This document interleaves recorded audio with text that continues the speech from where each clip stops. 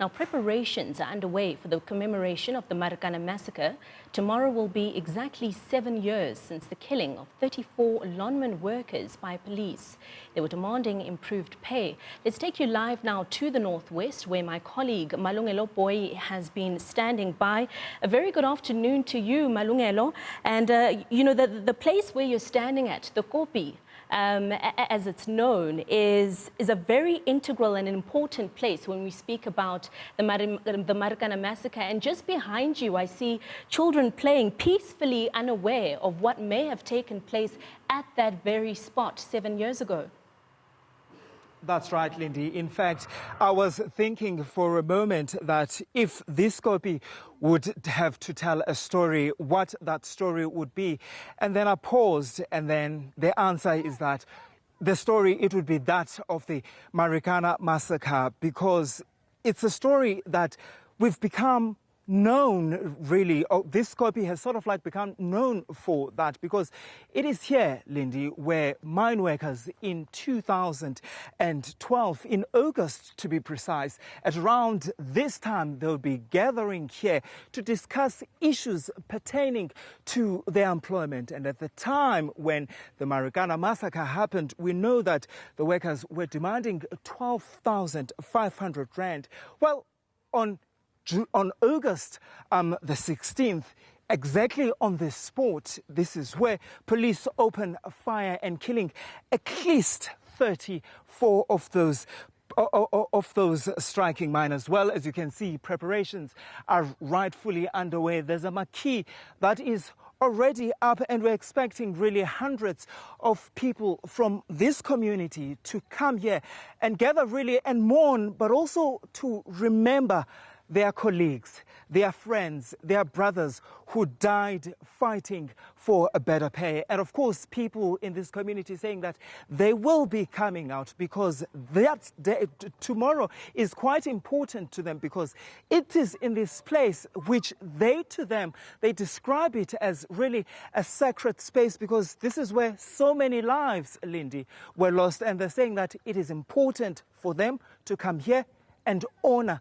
their colleagues who were brutally killed by police. Absolutely. Malungelo Booi, I hear that you've spoken to some of the residents who say they will absolutely be taking part in those commemorations tomorrow. But have you also been able to maybe speak to some of those children that you saw playing just behind you to ask them whether or not they know about the Marikana Massacre and what it is that it means to them?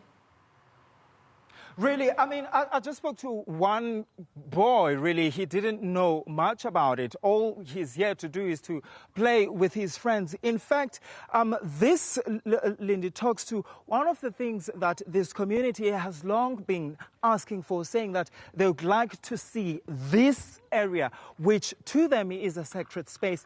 They want government to erect a monument with the names of all of those 34 workers who were killed by police here. They say that they want this place to be closed off, to be respected, so that not everyone can easily get access to. But also they're saying that they want, when people want to come and learn about the Marikana Massacre, they're able to get, you know, an understanding of what happened on days leading to the 16th of August, because we know that that shooting by the police of those 34 workers was the culmination, really, of many days when workers really were gathering here discussing the issue that was very important to them, which is an issue of pay. And in fact, Lindy, this commemoration also comes at a time where we know that also here